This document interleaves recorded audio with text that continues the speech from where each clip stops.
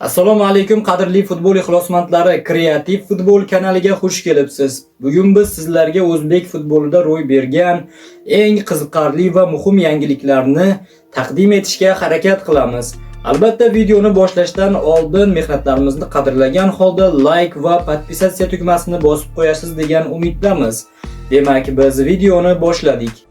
Turkiya Superligasining 2025-2026 yilgi mavsumi O'zbekistonlik futbol muxlislari uchun tarixiy voqelik bilan yakunlandi. Başakşehir hujumchisi Eldor Shomurodov mavsum davomida raqiblar darvozasini 22 bor ishg'ol qilib, chempionat to'pilariga aylandi. Biroq yakunda u ushbu unvonni Trabzonspor forvardi Pol Onuachu bilan bo'lishishga majbur bo'ldi. Xo'sh, nima uchun Shomurodov turnir jadvalida yakka peshqadamga aylana olmadi va Turkiya chempionati qoidalari bu vaziyatda qanday ishlaydi?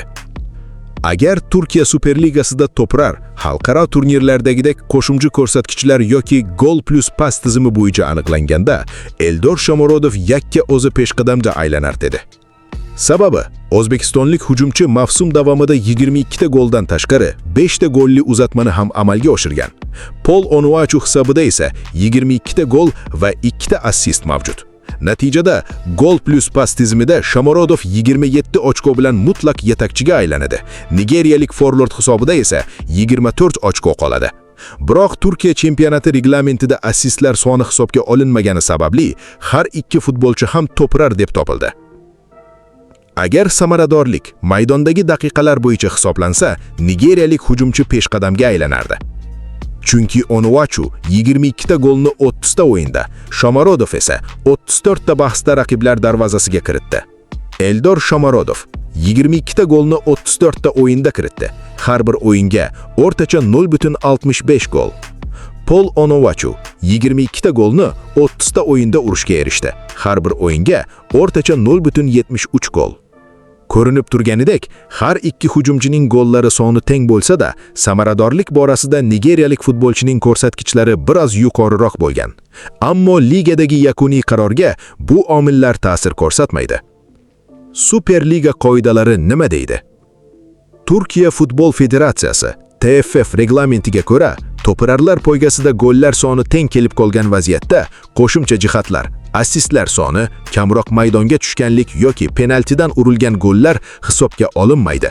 Kim nechanchi o'rinda, necha daqiqa o'ynaganidan qat'iy nazar, gollar soni teng bo'lsa, futbolchilar teng huquqli mavsumning eng yaxshi to'pirari deb e'lon qilinadi. Shu sababli ham Eldor Shomurodov Onuachuni ortda qoldirib, yakka o'zi g'olib bo'la olmadi. Turkiya chempionati tarixida to'pirarlik sovrini bir nechta futbolchiga bo'lib berilishi kam kuzatiladigan holat.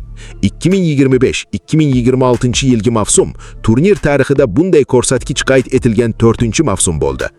1975-76 yilgi mavsum Ali Osmon Renklibay va Cemil Turan Fenerbahçe tarkibida 17 tadan gol urib, ilk bor sovrinni bo'lishi bo'lganlar.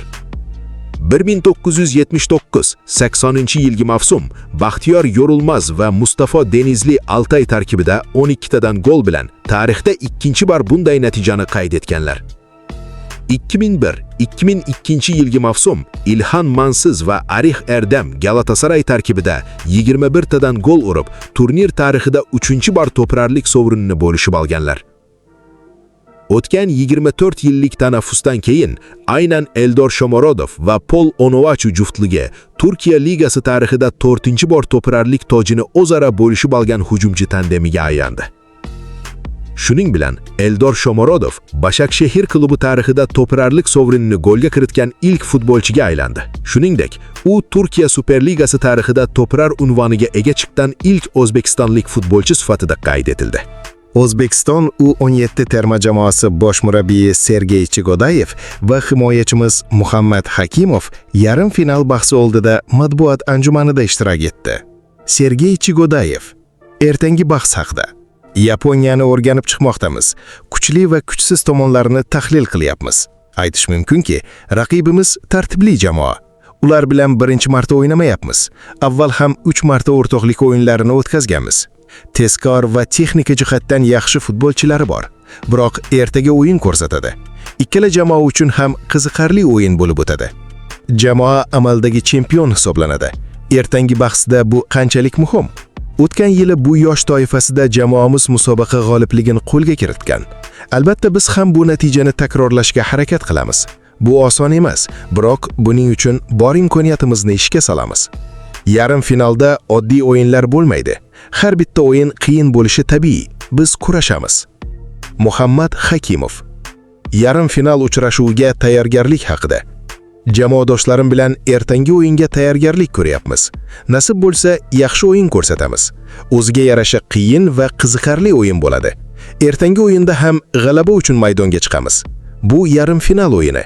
Hamma bolalar tushunib turibdi. Shunga yarasha kayfiyat bilan tushamiz va g'alaba qozonishga harakat qilamiz. Eslatib o'tamiz, o'smirlarimiz U17 Osiyo Kubogining yarim finalida Yaponiyaga qarshi bahs olib boradi. O'yin 19 may Toshkent vaqti bilan soat 20:00 da start oladi.